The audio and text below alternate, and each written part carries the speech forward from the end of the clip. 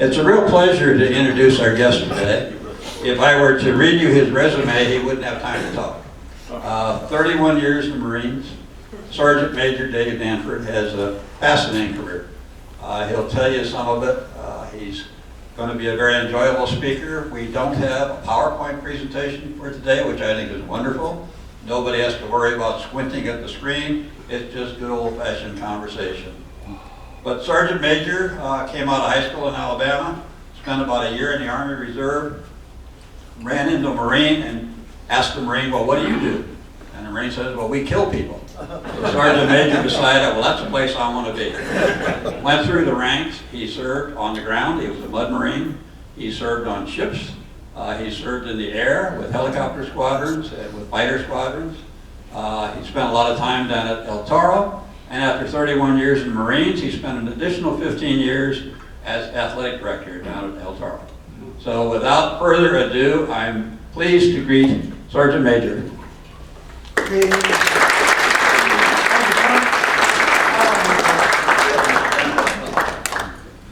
you turn me on?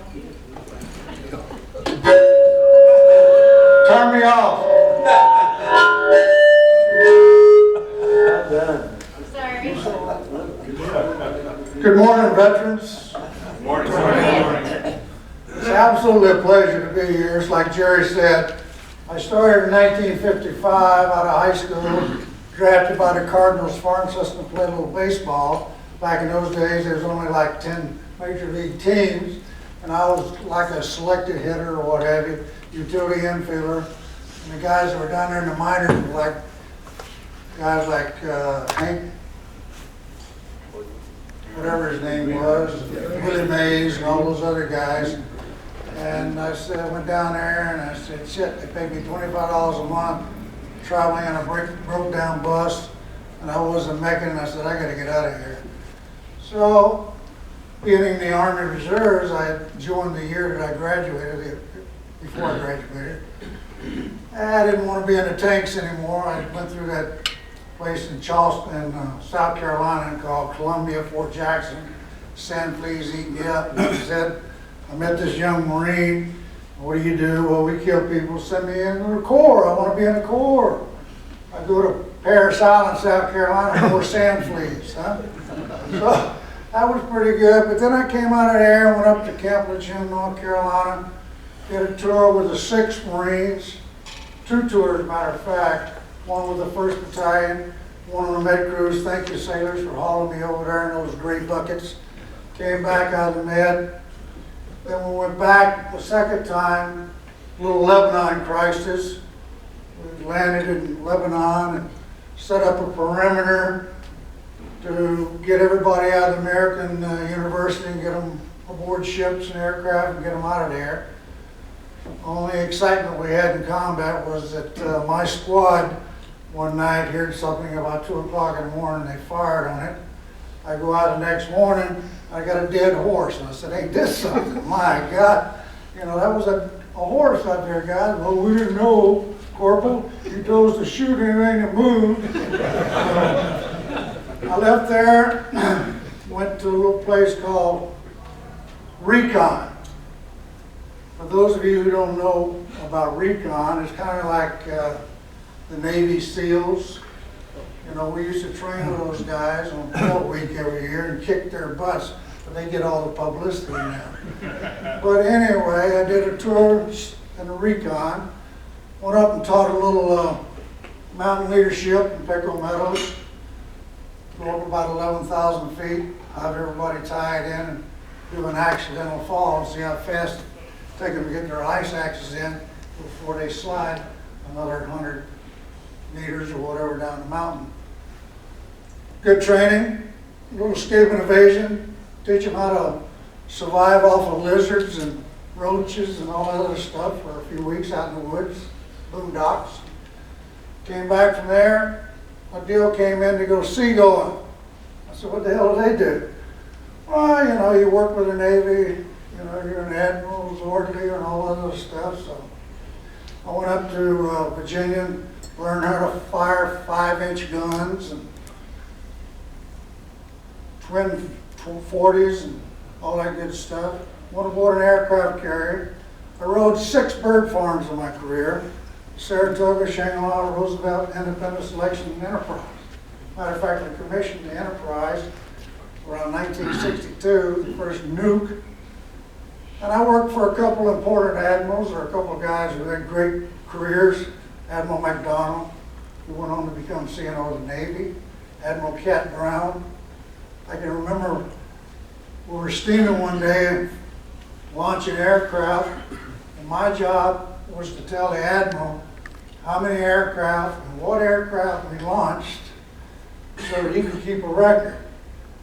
And on the 07 level, overlooking the flight deck. And he said to me one day, he said, "You know what, Sergeant Danford, you don't look too happy this morning." I said, "I'm not, Admiral." He said, "What seems to be the problem?" I said, "Well, Admiral," I said, "I don't understand how I raised my right hand to be a United States Marine. And I said, here I am riding these damn gray buckets." He said, "You got a point." But anyway, that was a good tour of duty. While I was on that duty, I had the opportunity of meeting 4 very important people of our country and our history. One was John Kennedy. 2 was his brother, Robert Kennedy. 3 was Dean Rusk. And 4 was McNamara, Secretary of State and Secretary of Defense. I was able to shake all 4 of them's hand in my young career, about 24, 25 years old, somewhere in that area. I thought that was probably one of my highlights of my career, to be able to speak face to face with the President of the United States. I can tell you a couple of stories about that. We were doing a little demonstration for the President and his staff, and Secretary of Defense, all other good stuff, aboard the Saratoga. And this one admiral was briefing the President on what was going on. And this other admiral came up to me and he said, "Go down and get me the operations officer." "Yes, sir." So I went down and said, "Captain Kelly," I said, "the admiral wants to see you on the bridge." "What does he want?" I said, "He didn't discuss that with me, sir." So he goes up and he says, "Go down and relieve the admiral. He's not adequately telling the President what's going on with this air show we've got going on down here." I said, "Oh, shit." So I learned a lot of stuff there, and I think my topic today is going to be making of a sergeant major. I went on, I left there, that department or that tour duty, and I went back to Camp Lejeune, North Carolina, and I was put in as a platoon sergeant for 1st Battalion, 8th Marines. Toward the end of my tour there, we had this little operation called Dominican Republic. We deployed down in the Dominican Republic for a little, I guess you would call it a scrimmage or whatever. It lasted about a week and a half. We pulled a bunch of American citizens off the beach down there, out of Dominican Republic, brought them wherever.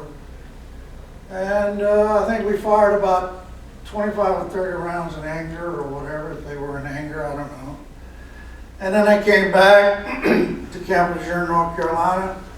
And by this time, it's getting to be about 1964, late 64, early 65. A lot of my fellow Marines were going to Vietnam. Well, I got a set of orders to San Juan, Puerto Rico. What the hell did I do wrong? I got to go to San Juan, Puerto Rico, and all these guys are going to Vietnam. Well, I went down and spent almost 3 years in Puerto Rico as a guard platoon sergeant of a security force for a radio relay. That's where you break down all the information that everybody's talking about up here and figure out what the heck they're talking about. Well, we were security for that organization. Finished that tour, and this is on the way of becoming a sergeant major, I guess. I left and went to Vietnam. Arrived in Vietnam, on 27 August of 1967, my first tour. You're supposed to have a minimum of 7 days of indoctrination before you go into an actual combat situation. That was in accordance to the regulations. Somewhere, somehow, the regulations got misplaced or what have you. My buddy and I, who had been platoon sergeants together in 8th Marines, who went to Vietnam together, the first sergeant called us in about 2 days after we were there and said, "Do you have all your gear?" "Yeah." "You're going on that 34 helicopter out to the company. They need you out there.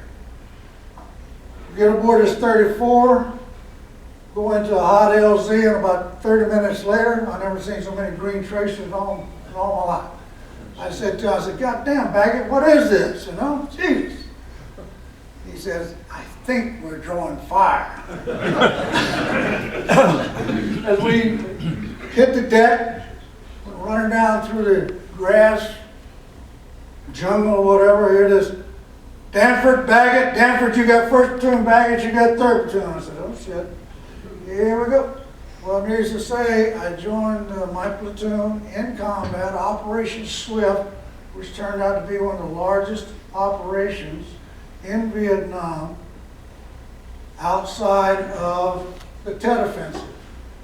Father Vincent Capodanno was our battalion chaplain. He's the 2nd naval chaplain in the history of the naval service to ever receive the Medal of Honor for heroism in combat. I've never in my life seen a chaplain work so hard to save people as he did and got killed. But that's neither here nor there. It's a little history.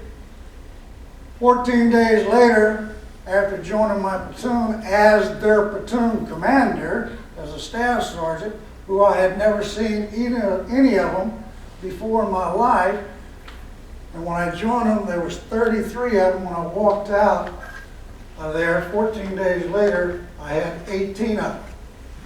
So it was a great eye awakening. It was an indoctrination to combat that I never ever thought it was going to be like that, but it was. I went on to spend the rest of my tour in Vietnam as a platoon commander. That's normally a lieutenant's job. They tried to commission me 5 times. I said, "You're smoking weird cigarettes, God dang it." All I wanted to be is a staff NCO and a sergeant major in the United States Marine Corps. A guy by the name of Frederick Smith III, I don't know if any of you know him or not, or know of him, but he's the founder and CEO of FedEx, was one of my lieutenants with me. And the company commander got killed about 4 days later, or whatever. He got medevac, and Fred looked at me. I said, "Don't look at me, Lieutenant. You're the company commander now." "God dang it, I'll support you, but you are the boss. Let's go."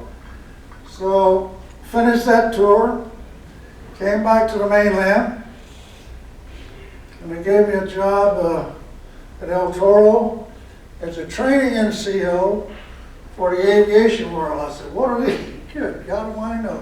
I'm ground. All I know is ground." Well, you're going to teach them the basic military subjects. So I spent about 2.5 years doing that. And my little off time I had, I would take some admin courses because I was interested in what's going on in the Corps. I finished that tour, went on back to Vietnam, my 2nd tour. Now I'm an E7 gunnery sergeant. And you got to remember, when I came in the Corps, the highest you could go was 7, E7. That was the highest enlisted rank we had. But in 1959 and 60, we went through a big rank structure change where they developed an 8 and a 9. So that was one day you'd go to work, you didn't know if you were a 4 or 5 or 3 or whatever. But they opened up 2 more enlisted ranks, which gave the opportunity for those of us that were 7s, or those that were 7s, it would be a sergeant major, a first sergeant, or a master sergeant as a 7. If you were the senior man in the organization when you came in, then you became the sergeant major. If you were the next senior man, you were the first sergeant. And of course, the bottom guy was the master sergeant. And that's the way it was. But when they opened it up, I said to myself, well, hell, I think I'll stay around a little longer, see if I can make it 9. So I left went back to Okinawa, like I said, back to Vietnam. My second tour, I was an operations chief for a infantry battalion. And then I came back to the mainland and became the ops chief of a reserve unit, which I worked a lot with Navy SEALs, Navy Seabees, and Marine Corps Reserve. We were all at Los Alamitos.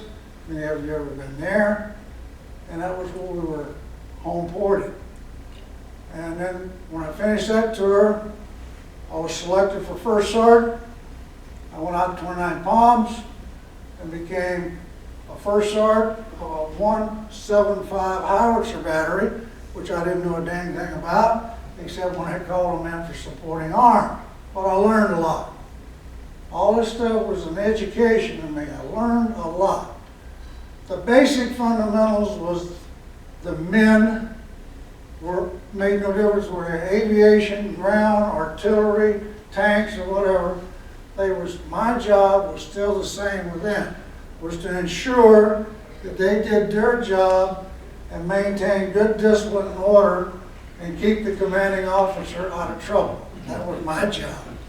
And I try to think that I did it pretty well. When I left theirs, I went back to headquarters Marine Corps and sat on a selection board to select Marine staff NCOs to the next highest rank.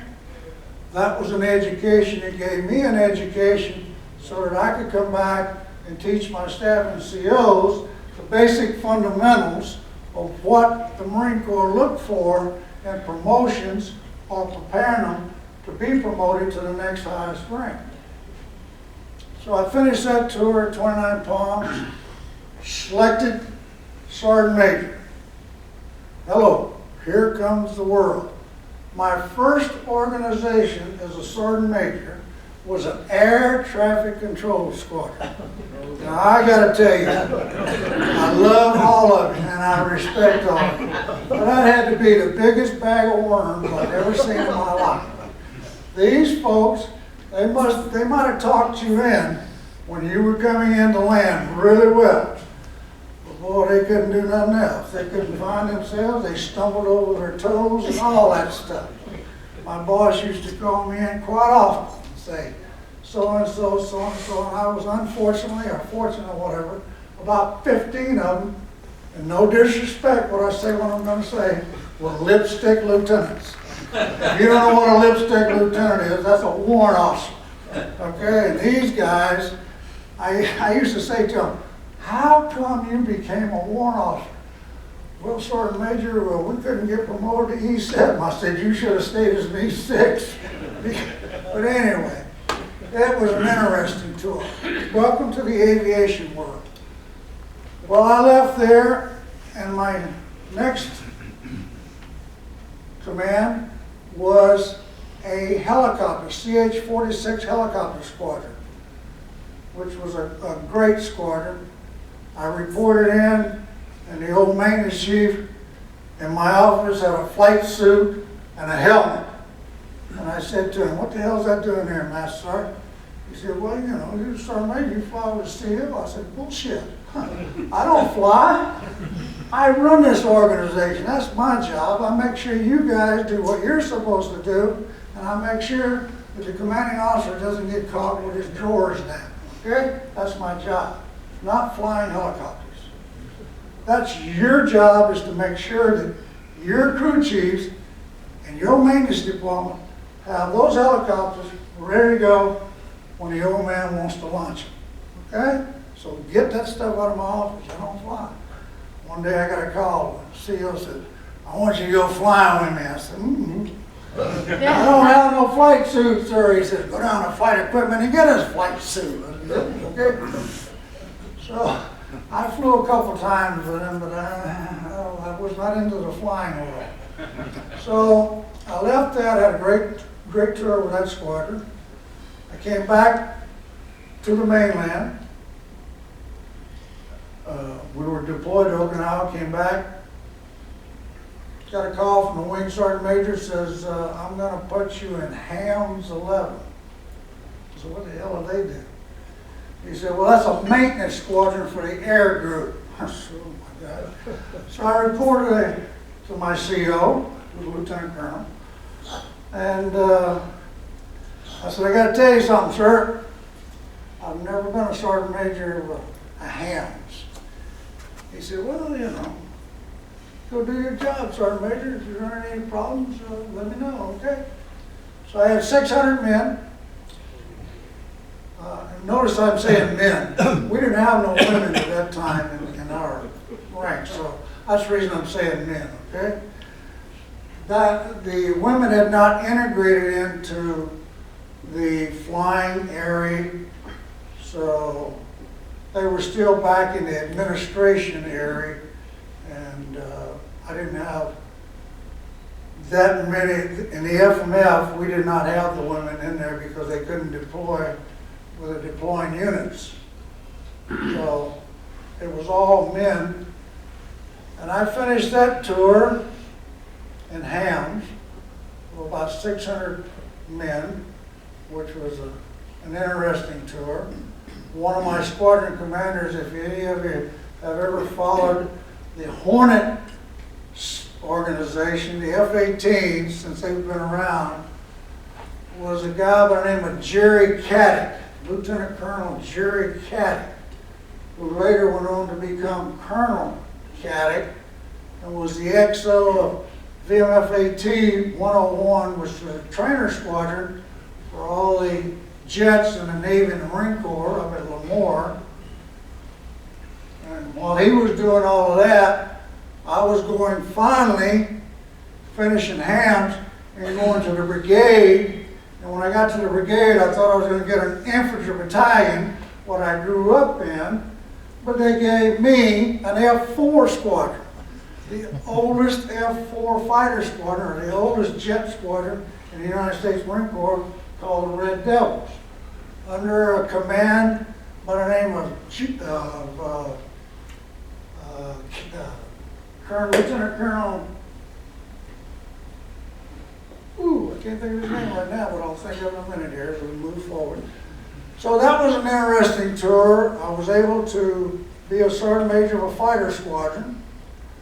Having seen all the jets, the F-8s and all that stuff, the A-3s on aircraft carriers in my early days, and see what they did, and now I'm into the area of the F-4s, of course having called all the A-3s and A-4s and all that stuff in for supporting weapons in Vietnam when I'd need an airstrike.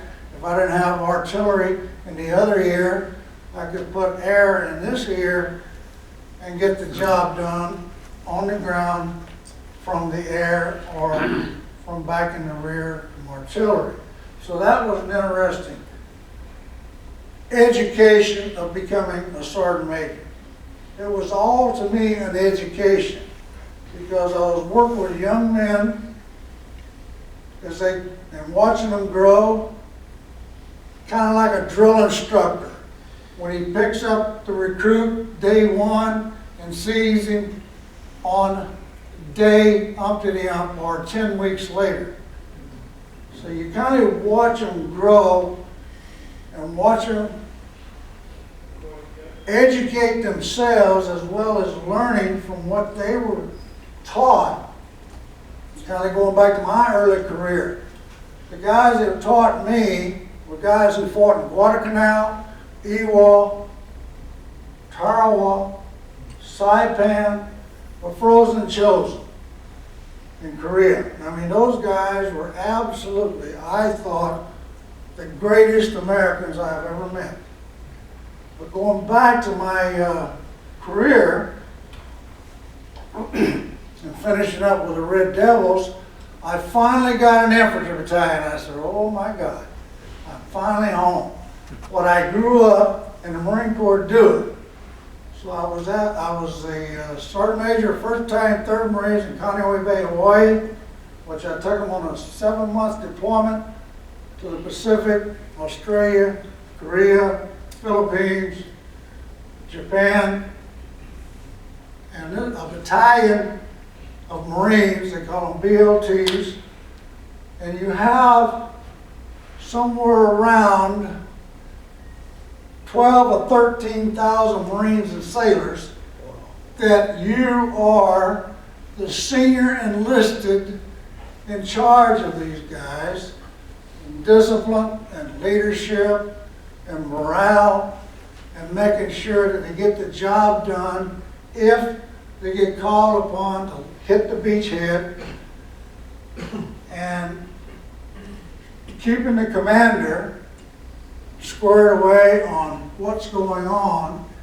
That's an absolute great job for an American, I think. When I finished that tour, I came back to El Toro. I got an engineering squadron. You ready for this? The engineering squadron? Well, I learned a lot from that engineering squadron. I learned how to take salt water and make fresh water. I learned how to make sure we built the right hooches with putting the right netting over them for tents, for CPs, command posts. I learned that my heavy equipment could dig ditches, a lot of ditches, and it could build roads, all that good stuff. Then one day I get a call, the wing sergeant major wants to see me. I go up and he says, "I want to give you an air group." I said, "Holy shit, an air group? That's 9 squadrons. Good, God Almighty knows." He said, "I'll make you the sergeant major of Marine Air Group 11, El Toro, which is the largest air group in the Marine Corps." And we had 8 teams. My P3 squadron, which was a reconnaissance squadron, were flying A4s. And I had a C-130 squadron. And it was a really education there. I finished my tour at El Toro as the Air Group Sergeant Major after 30 years in the Corps and 1 year in the Army Reserves to give me 31 years. And my boss came in to see me one day and he said, "Sergeant Major, I'm going to get you 2 more years." I said, "General, you're going to smoke weird cigarettes? No way. You know, I've had enough. It's over." I said, "The separations manual says that I can only have 30 years of service, and I've got 31 with my year that I had in the reserves." And I said, "I'm finished. I'm going home." His name was Judd Pearson, who went on to be Major General Judd Pearson and retired out of the Corps. Before he did, he got picked up with NASA. He went down and worked out with NASA for a few years. And then when he retired, he went to work for NASA. But I had a real super career. I wouldn't trade it for anything in the world. And I got more respect in my little finger for all veterans of this country than you can shake a stick at. And I really respect every American veteran, and I enjoyed being with the Corps and working with the Corps and with the Navy and working with the Navy and being a senior Marine or an admiral staff. I used to be able to name admirals on my hand like naming privates or PFCs, because you had to know that when you stood behind that admiral's chair, because he would always ask you to do this or do that or whatever, so you had to know where to go and how to get that answer real fast like. So that was the education that I was able to obtain through a lot of hard work. And one of my famous sayings was that when you screw up, take a look in the mirror. There's but one person that looks back at you, and that person knows you better than any person in the world. And that person is you. You know when you get up, you know when you go to bed, you know how many cups of coffee you drink, and you know how much damn money you spent that day. Because if you don't, then you have really got a problem. So don't blame something that you should have been doing yourself on somebody else, because it ain't going to get too far. Well, I used to say to my young Marines when they'd come in for their little discipline problems, and I'd read their little charges to them, and I asked them if they understand them. I said, don't you blame this on somebody else. You're the one that put yourself where you're at. One of these days you got to stand up and be counted for. And you got to put a little bit more into life than what you put into it, because you're going to get out of life no more than what you put in it. They don't serve life to you on a silver spoon. Having said that, we got Veterans Day coming up on November the 11th. On November the 10th, we got the 238th birthday or anniversary, whichever one you want to call it, of the United States Marine Corps. And the United States Marine Corps is the only service that celebrates their anniversary every year the way it's supposed to be celebrated. So if any of you are around Palm Springs area and want to go to the Elks on November the 9th at 1700 hours is when we start our little celebration. And I have some Marines coming down from 29 Palms that will do all of my different movements for that celebration. And it will be 1 hour. And I guarantee it will be no more than 1 hour, because I have it all drawn out. And it's right 1800, 1801, 1805, and right down the line, and that's the way we'll do it. And that's the way it's supposed to be done. And in 1900 hours, we will each out. So if you're interested, I'd certainly like to have you there. And if you don't go there, celebrate our Veterans Day somewhere and have a good time. Having said that, I certainly appreciate having the opportunity of chatting with you folks today. And that about covers all of my little information. I'll give you about 10 minutes or whatever to ask me a few questions if you've got any questions for me. Yes, sir. Were you married? That's a good question. Yes, sir. I was married 2 times. I've been married 2 times. I was married for 4 years in the Marine Corps. I never got married until I was gunnery sergeant, E7. And I was married to my wife.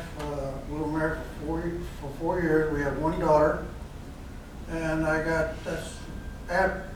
before I did my second tour in Vietnam, when I came back, I got my set of orders to 29 Palms, and she says, I'm not going to 29 Palms. I said, okay. You know what to do. You can go down and get a divorce. This is what I'll give you. I'm not giving you everything, but this is what I'll do.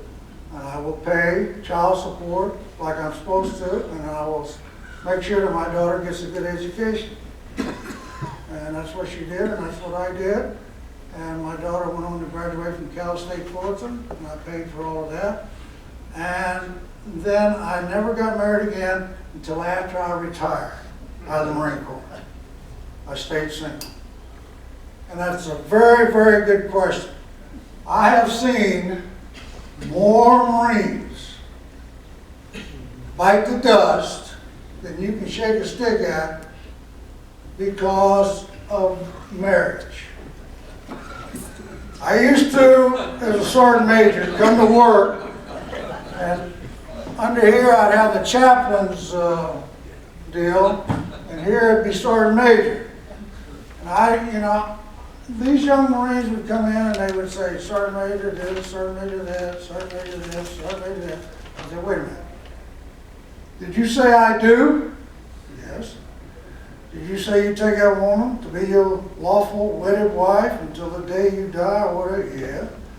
I said, did you say that you would make sure that she had a place to live and food and all that stuff? Yeah. I said, well, that's your goddamn job. That's your responsibilities. Now you have one or two things. You can do that, or you can go down and get a divorce.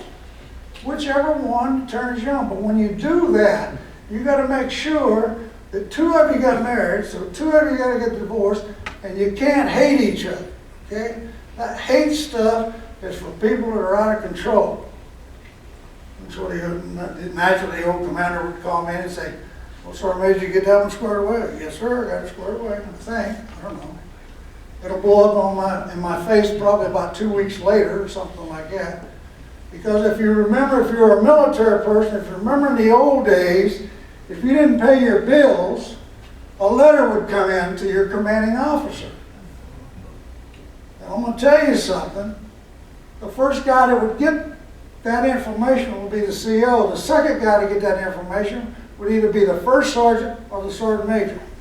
Now you got to get this guy in there and you got to tell him, hey, you got to pay your bill. If you don't, and I get one more, there's going to be a letter going in your service record book, and that information is going to go on your fitness report if you're in a staff and CO rank, and it goes to headquarters Marine Corps, and when it comes time for selection, they pull your SRB, service record book, and they take a look at it, and they say, holy cats, this guy can't even pay his damn bills. How the hell are we going to select him for the next highest rank?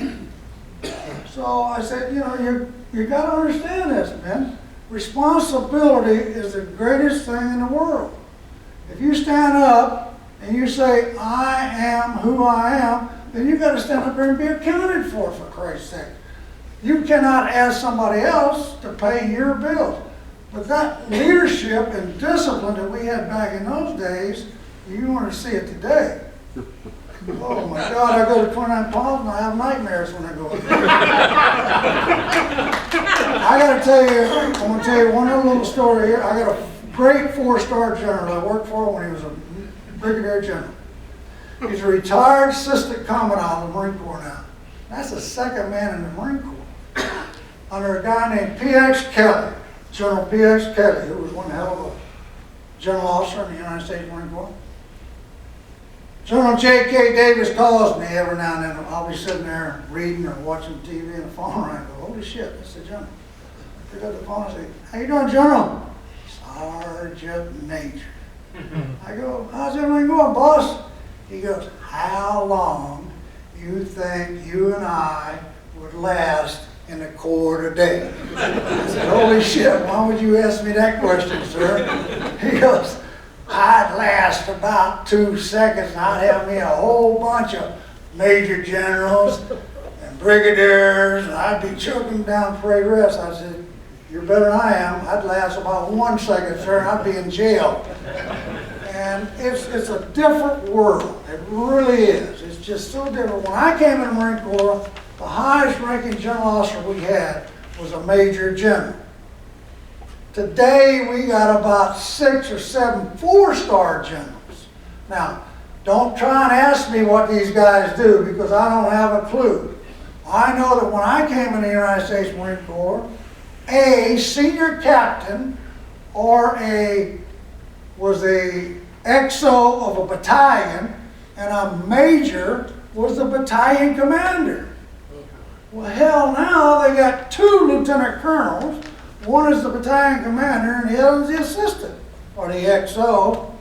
I said, my God, you walk into a squadron, to an F-18 squadron, and a kid just took over the 232, the Red Devils. I worked for his dad, for Christ's sakes. I was his dad, sergeant major, when his dad was the air group commander. Well, hell, he has got another, he's a lieutenant colonel, he's got another lieutenant colonel, this is XO. And I said, my God, how top heavy are we going here, for Christ's sake? I said, when are they going to get 2 sergeant majors? One that can read and one can write. Come on.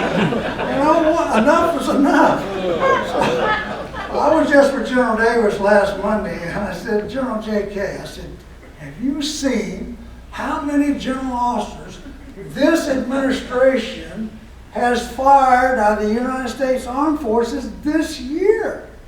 He said, yeah. He has his old pipe. He goes, Yeah, Sergeant Major, that's kind of shitty, isn't it? I said, 10 of them, sir. Count them. 10 general officers have been fired. I said, something is wrong.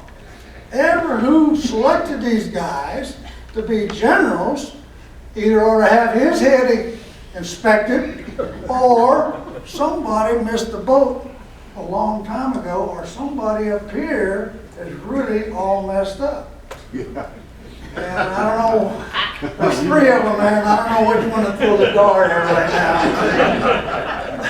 But having said that, I really appreciate the time that I was in the Corps, and I appreciate, contrary to Marines and Navies, whatever, we are one hell of a team. But you get a bunch of sailors and a bunch of Marines together, and you'll get World War III going, I guarantee you, in about 5 minutes, there's no doubt. One of them will drink more beer than the other one, or whatever. I mean, it's really great. But I learned a lot. What I'm trying to say, I guess, pilots, is that I learned the ground side of the house. I learned how to call in the supporting arms. I learned about what aircraft carriers were all about and what their job was out there as an air group or what have you. And I learned about aviation. I learned about 46 helicopters, I learned about 53s, I learned about Hueys, I learned about Cobras, I learned about F-18s, F-4s, C-130s, realizing that today in our armed forces today, the oldest flying machine that we have is the C-130. 1959 was when it was first commissioned, and it replaced the old R-4Q, which was like, and they had a tube with a big barrel there. They used to get the oil as it came circling through and back down and pour back in, but that's neither here nor there. And of course, if you look at the Air Force side of the house, they got the C-17, the C-5, the C-17, and those things, they'll tell you in a heartbeat, we have one job. That's to move you Marines or you Army into combat. And basically they're right. That's their job. Realizing in October of 1947, they went from the Army Air Corps to the United States Air Force. And it was a change for you folks, and it's been a change in the Air Force ever since. But I got a lot of respect for all. Army, Air Force, Navy, Marine Corps, and Coast Guard. Contrary to a lot of people's belief, if it hadn't been for the Coast Guard in World War II, there's a lot of Marines that were never made the beachhead on those islands, because those guys were the ones that hauled them in there. And of course, that's in your history. And having said that, I got to give you a chance to answer some questions, or I will try and answer your questions. Go at it if there's anybody that's got any more besides being married. Yes, sir. Just along that line, you moved so many times. How did you establish relationships locally and community? And did you feel sort of like you never had any place to live because you were never any place long enough to really settle? Well, that's a good question, sir. I, in 1967, bought my first home, and that was in Orange County, California, on my way to Vietnam. And I wasn't married. On my way to Vietnam, and I paid $18,500 for it. The payments were going to be $132 a month. I was a staff sergeant. I was trying to figure out how in the hell am I going to make $132 a month house payment? The light went on. Oh, I'm going to get tax-free dollars while I'm in Vietnam. Well, that's how I did it. But that was the only home that I was able to buy or have while I was on active duty. And after the wife and I got divorced, we sold the home and divided it up. So I didn't have a home. I lived aboard base from that point on because I was single and I could do that. Today,